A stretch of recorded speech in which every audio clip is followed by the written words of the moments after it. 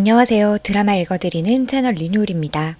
조선시대를 배경으로 한 영화나 드라마에서는 반란 사건과 관련해 사주팔자가 자주 등장합니다. 그 이유는 왕후장상의 씨가 아니더라도 사주팔자만 잘 타고나면 누구나 왕이 될 수 있다고 믿었기 때문인데요.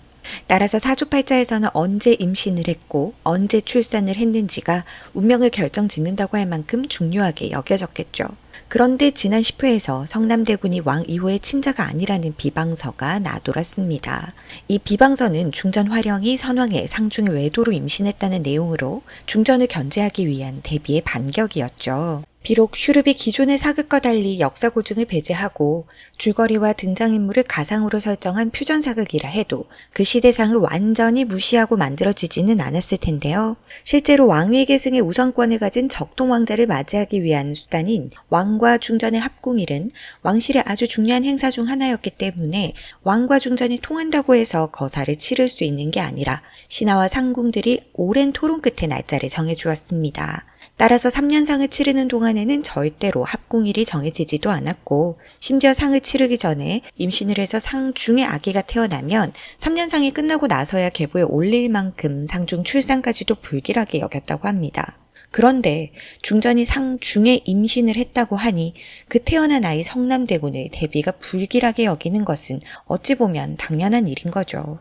성남대군이 도적대에게 습격을 당해 목숨을 잃을 뻔했을 때 대비 앞에서 성남대군이 친손주임을 강조했던 왕 2호의 모습을 떠올려 보면 그는 성남이 친자임을 확신하고 있는 것 같은데요. 하필이면 성남대군이 10달을 다 채우기 전 7삭둥이나 8삭둥이로 태어났다면 성남이 태어난 시점으로부터 10달을 거슬러 계산했을 때가 3년상이 끝나기 전이었을 테니 궁 안팎으로 중전이 상중에 임신을 했었다는 흉흉한 소문이 돌고 있었던 건 아닐까요? 과거에는 상기를 다 채우지 못하고 일찍 태어난 아기가 아주 불길한 존재로 여겨졌다고 하니까요. 그런데 만약에 이 칠삭둥이 성남대군이 왕 2호의 사주팔자를 똑같이 닮았더라면 어떻게 됐을까요? 대비는 성남대군을 보며 불길한 기운을 가지고 태어나 계보에 올릴 수 없다고 말했었죠. 왕자 시절 이후는 영민하고 성품이 고닫지만 후궁의 아들이라 왕이 되지 못하는 현실을 답답해했었는데요. 그래서 대비는 이호를 왕으로 만들어주기 위해 택현의 가장 큰 걸림돌이 되었던 태인세자를 죽이기까지 했습니다. 결국 왕 2호 또한 불길한 기운을 가지고 태어났었기 때문에 그로 인해 태인세자가 단명했다는 전개도 가능할 것 같아요.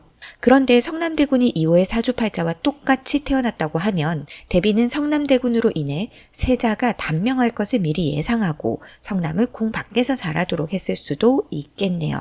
결국 운명의 장난처럼 성남대군이 가져온 약재에는 실제로 문제가 없었음에도 불구하고 남들 몰래 외부 약재를 다리던 권위관이 독을 타서 죽게 됐으니 이 또한 평행이론으로 볼 수 있겠어요.